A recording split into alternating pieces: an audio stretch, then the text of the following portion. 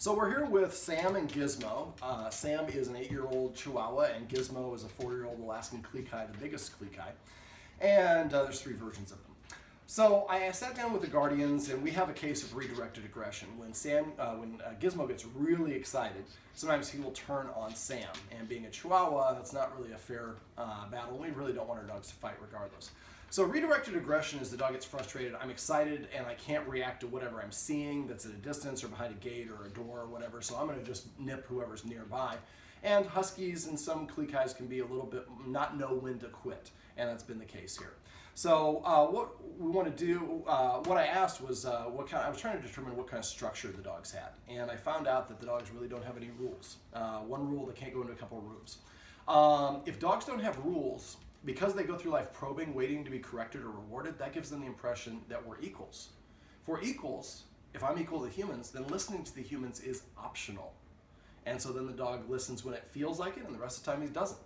So what I'm going to suggest, and we'll talk about these off camera in detail, but is we incorporate some rules to give the dogs the structure so that they can shift over into a follower's mindset. When a dog identifies as a follower, it loves, trusts, and respects the authority of the guardian, then the number one priority is how can I make the guardian happy? But if the dog loves and trusts the guardians but doesn't respect them, then I'm all about doing whatever I want to do. So the rules that I usually suggest, I'm going to go through these in detail off camera, but some of the easy ones would be no furniture. A lot of people say, you just don't want dogs on furniture. I have dogs that go on furniture at my house, but if you have unbalanced dogs or dogs with a problem or that don't respect your authority, because the higher a dog sits, the more rank or status it has, when we let them sit the same height as us, we're sending them a message that's confusing to them that we are equals. So if we have a literal distinction, then they see that, oh, I'm down here and the humans are up there, I can see a difference. Whenever I let a dog in or out of a door, I make it sit, and then I let it out the door. Now, if I go to the door and say sit, the dog doesn't sit, I don't say sit, sit, sit. I walk away and sit down and pull out my phone and return an email or read my text or whatever.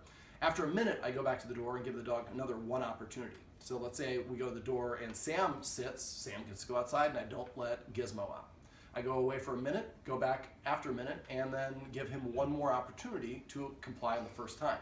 If he doesn't, then I walk away for 2 minutes, next time for 4 minutes, next time for 8 minutes. I'm not going to repeat my commands over and over because that's just watering down and saying I don't really mean what I'm saying. So eventually the dog will go over and start sitting down when you go to the door to tell you it wants to go out by sitting down.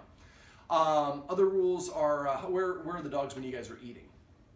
Are they kind of circling you or on your lap or underneath you? Okay.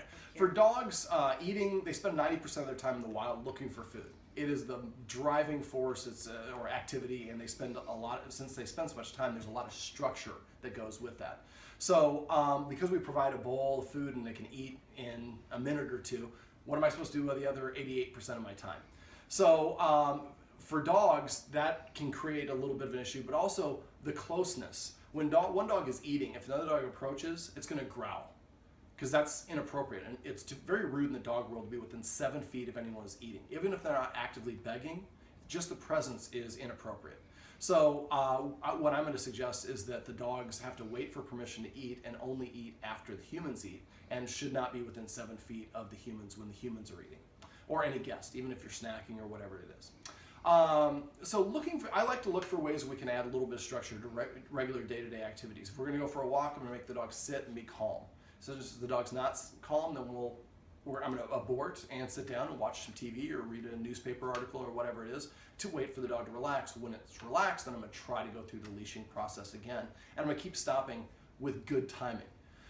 We communicate through dogs by disagreeing with them with good timing, and you have a window of about 3 seconds. So if the dog's doing something and you don't respond in about 3 seconds, it assumes that whatever it's doing is okay. So as soon as the dog starts doing something you don't want, you need to make sure you let the dog know. It's not being mean to the dog, it's establishing a culture really so the dog understands what is and is not allowed. All right, so that's how we can add a little bit of structure to help the dogs respect us a little bit more as authority figures.